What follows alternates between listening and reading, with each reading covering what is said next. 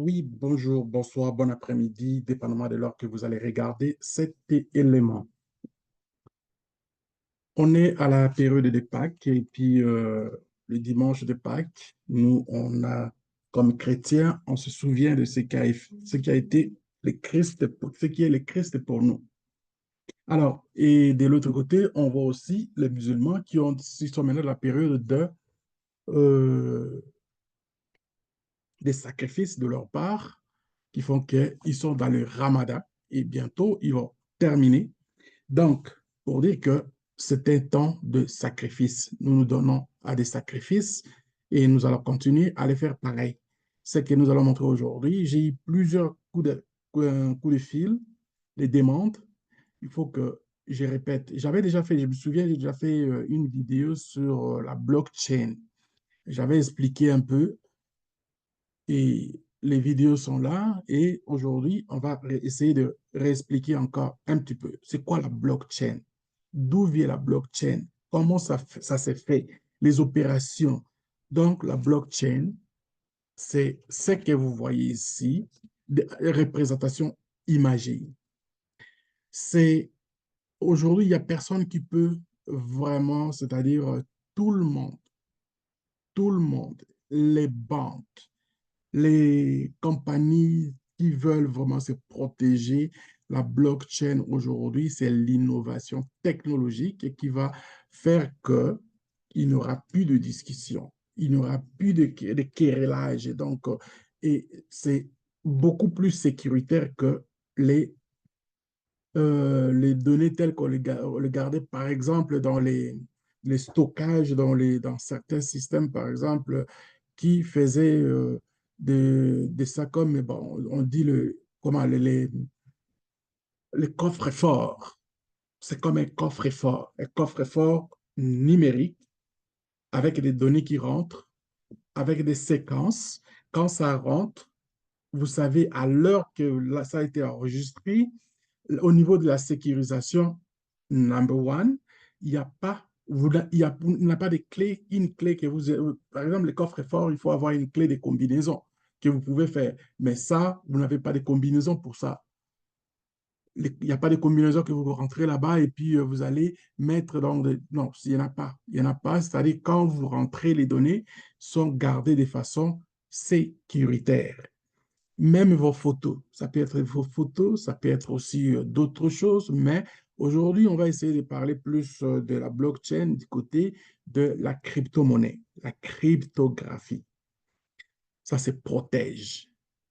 Les dangers à ça, c'est-à-dire qu'il ne faut surtout pas perdre vos clés que vous avez pour décoder votre portefeuille. Ça, c'est le côté le plus dangereux. Si vous perdez, vous n'avez pas un technique support qui va faire que, voilà, on va aller commencer à vous fouiller, puis non, vous êtes responsable de vos données. Et aussi, de façon, quand on voit par exemple dans les banques, par exemple, ok, les banques nous ont bouffé beaucoup d'argent, nous bouffent encore beaucoup d'argent, mais ici, c'est un système décentralisé. Alors, avant de commencer de rentrer vraiment dans les détails de ce que je suis en train de faire là, des explications qui me viennent seulement, c'est une connaissance générale que je suis en train de faire là, avant de faire ça, je vais d'abord prendre le texte que j'ai eu à faire pour essayer de passer et je vais expliquer aussi de façon générale dans le détail. Alors, j'ai mis le texte, c'était évidemment en anglais, mais nous avons le traducteur et je vais essayer de lire avec vous comme je fais d'habitude dans d'autres matières aussi. OK, de quoi on parle ici? Une blockchain, un, un registre numérique décentralisé et distribué qui enregistre les transactions entre plusieurs ordinateurs ou nœuds de manière sécurisée et transparente. Retenons le mot qu'ils ont employé, surtout à ce premier paragraphe, disons. Blockchain, registre numérique décentralisé. Et il distribue, c'est-à-dire c'est des façons aussi, il fait de toutes les transactions c'est des ordinateurs avec des combinaisons, des nœuds qui se multiplient et que ça, ces clés-là, les nœuds, ça change des clés à chaque instant. Vous ne pouvez pas sélectionner une clé pour la garder. Non, c'est ça le problème. Les temps que vous pensez, même les voleurs n'ont pas l'idée comment ça fonctionne. Ils vont même pas, tu ne peux pas arrêter ça. Ce sont des combinaisons qui continuent à se faire régulièrement. Et cette technologie sous-jacente, la crypto-monnaie, comme les bitcoins, utilise cette application pour essayer de mettre la sécurisation sur le plan de tout ce qui est comme de financier, le plan financier, c'est très, très sécuritaire. Donc, il n'y a personne qui se plaît de ça et tout le monde veut se jeter dessus parce qu'ils savent que c'est la sécurité. Les banques, par exemple, les banques, comment on parle, par exemple, des banques telles qu'ils font, les banques ont des bâtiments. Les banques, normalement, les banques n'ont pas d'argent. Les banques utilisent l'argent des gens qui déposent l'argent dans la banque. Les banques utilisent ces argents pour encore charger ces personnes-là. Écoutez-moi très bien. Je le dis, je le répète. Les banques n'ont pas d'argent. Elles se servent de l'argent que nous déposons chez eux pour nous charger les frais de commencer d'abord par construire les immeubles que nous voyons. Ils vont les construire même à crédit, si vous voulez, mais à faire des comptes, ils savent où ils vont aller chercher cet argent-là en retour pour payer leurs dettes. Mais les banques n'ont pas d'argent. Et ils se font des milliards sur le coût des opérations, sur le dos des contribuables. Ça, c'est fun. Ça, c'est très intéressant. Alors que avec la blockchain, vous ne verrez nulle part, vous ne verrez nulle part un bâtiment que voilà, l'argent est dans ces bâtiments-là et que ces bâtiments-là a été construits par les gens pour garder les blockchains et que cet argent, il va commencer à charger les gens qui déposent les cryptos là-bas. Non, ça n'existe pas. C'est numérique. Donc, en ce moment-là où on parle, tout l'avantage est entre les mains de personnes ayant les corps physiques comme vous et moi, qui comprenez comment les choses fonctionnent, que quand vous avez un 100 $, c'est votre 100 $. Vous les déposez pour l'utilisation qui vous reviendra à ce que vous voulez. Alors que les banques conventionnelles, les banques, ce que nous avons aujourd'hui, vous déposez un 100 $ aujourd'hui, ces 100 $, peut-être il vous reste seulement 80 $ à vos poches. Les 20 autres sont déjà mis à d'autres choses et ils ne se cachent même pas. Ils prennent d'abord votre argent, ils vont aller réinvestir quelque part, ils vont se faire des milliards comme ça, mais ils ne se gênent pas de toute façon pour dire que même si on s'est servi de leur monnaie, de leur argent pour aller, disons, euh, faire des trades dans une autre opération quelque part, et puis nous, on a empoché encore beaucoup d'argent, ils ne s'empêcheront pas de revenir encore à la banque pour vous dire que vous allez quand même payer vos frais de service. Ça, c'est de la magie de ce que nous voyons, du monde que nous vivons depuis que nous sommes dans ce monde ici. C'est tout ce que nous connaissons. Et c'est dommage quand même, parce qu'il y a des gens qui savent que ils se font ramasser comme ça chaque jour, mais ils ne se gênent pas. Ils se voient, c'est-à-dire, oh non, peu importe, même s'ils ne sont pas riches, mais ils sont quand même, oh, les banques, c'est quand même bien parce qu'ils gardent notre argent. Mon œil, mon œil. Réveillons-nous, mes chers amis. Ce système ici, pour moi, c'est un système révolutionnaire. Moi, je suis un révolutionnaire, de toute façon, je le dis, je ne le cache pas. Je suis un révolutionnaire dans le sens que je me dis, si on catégorise les gens, on fait par exemple que cette catégorie de personnes ici, vous n'êtes que des riens et puis on ne va pas vous donner respect alors que ces gens-là, ce sont eux qui donnent plutôt le service à à ces maniants-là. Hein. Nous devons commencer, nous devons essayer de commencer à comprendre un peu les choses. On va finir d'abord le texte et puis après, on va faire les commentaires. Parce que si je fais les commentaires, ça va être basé sur ma responsabilité, alors que je me sers d'un texte qui est quand même assez bien nourri sur le plan technologique. Ce n'est pas moi qui ai écrit, qui a inventé la blockchain, mais on se sert des informations pour savoir ce qui se passe autour de nous. Voici les principales caractéristiques et composantes d'une blockchain. J'ai pris juste deux principales. Alors, la première des choses, c'est la décentralisation des systèmes. La décentralisation des systèmes. Il faut enlever toutes ces histoires-là des, des gens qui sont des gens sans morale.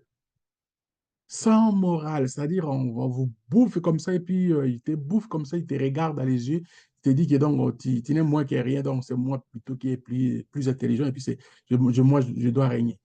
Contrairement au système centralisé traditionnel où une seule entité, comme une banque ou gouvernement, contrôle les grands livres, une blockchain est décentralisée. Donc, vous voyez que le gouvernement, il gère les personnes, vos informations, tout, c'est centralisé, c'est pour eux.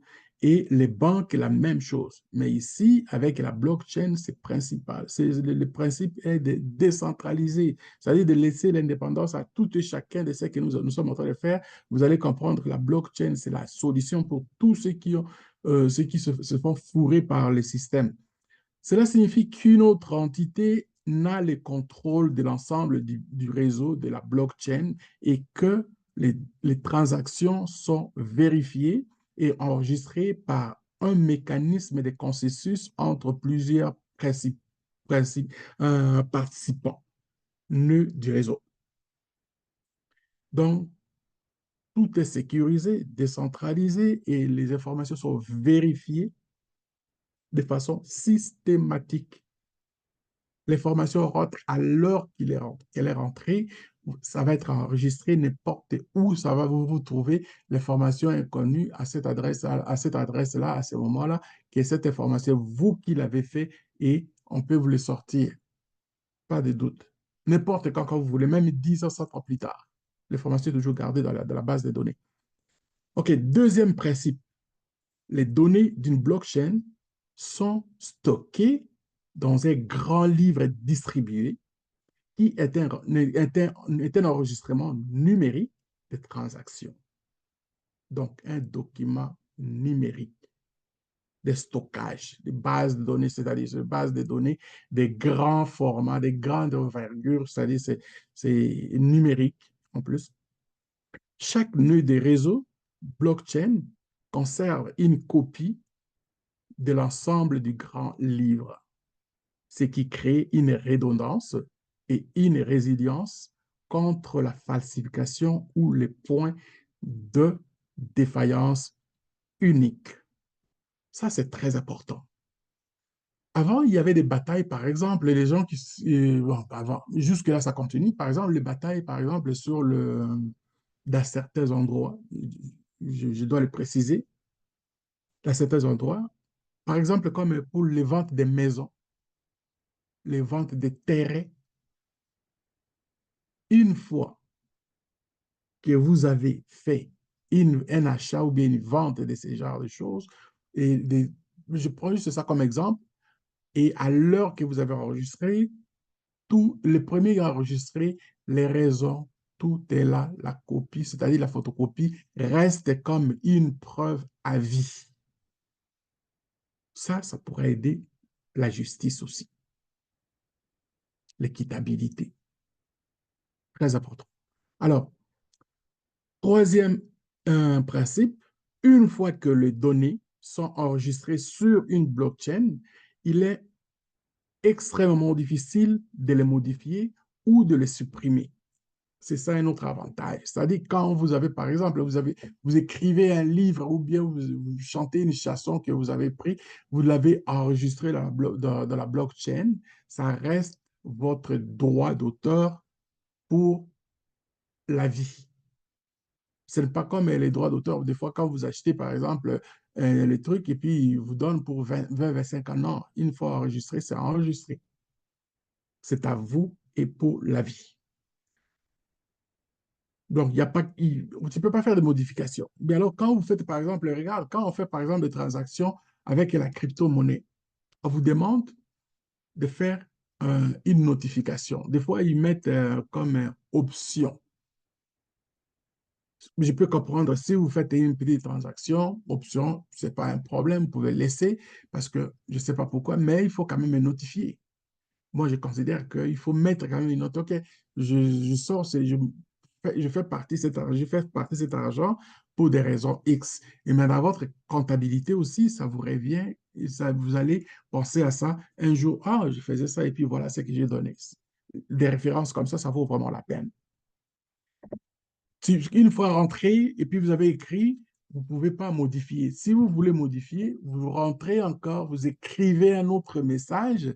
Le premier message va rester, le deuxième message va être aussi là, mais quand vous allez revenir, par exemple, un jour pour faire des vérifications, vous allez, oh, c'est ça, j'avais fait une erreur et j'avais corrigé en écrivant les vrais messages pour la dernière fois. Voilà. Et cela est dû aux principes cryptographiques et aux mécanismes de consensus utilisés pour valider les transactions. Voilà. Pour valider les transactions, on a besoin de ce genre de choses comme ça. Comme ça reste les droits, comme je disais tantôt, les droits d'auteur, les droits de la personne, par exemple, les photos, par exemple, les cadrans, les dessinateurs, les graphistes. Et donc, quand ils font, par exemple, les logos, quand ils enregistrent ça, ils ont besoin de ça pour mettre ça comme preuve que c'est à lui l'œuvre qu'il a fait ça. Donc, c'est très important. Des fois, on n'a même pas besoin d'aller pour les droits d'auteur, mais ça, c'est quand même important. Ce sont deux services différents, mais la cryptographie, c'est vraiment ce qui s'en vient pour les restants de tous ceux qui font, par exemple, les droits, les licences, tout ça. Donc, ça vaut vraiment la peine. Alors, la sécurité d'une blockchain provient de la nature décentralisée et l'utilisation de techniques cryptographiques avancées. La technique cryptographique. La technique cryptographique. Mes chers amis, ça, je l'ai toujours dit, notre cerveau doit être mis à l'épreuve chaque jour. Il faut qu'on utilise notre tête. C'est la même chose comme un athlète. Un athlète qui arrête de s'entraîner, ses capacités commencent à descendre. La blockchain que vous voyez ici, il y a beaucoup de gens qui n'ont pas encore une idée, mais ils ne demandent pas, ils ne posent pas question. Mais heureusement, nous avons quand même des gens courageux aussi, en même temps, même si vous voyez qu'il a des informations, mais il veut toujours savoir plus. Donc, moi, je fais encore une fois de plus cette vidéo ici, dans ce sens-là. Et si on trouve moyen d'aller chercher des informations un peu partout, c'est parce qu'on a les soucis de pouvoir avancer et d'aider notre communauté. Voilà. Nous avons ici la représentation de blockchain, des différentes façons de ce qu'ils ont fait. Vous allez voir que ce sont des blocs. Ouais. Une fois l'information est rentrée, et il se bloque, et puis il forme un autre numéro comme un autre mot de passe.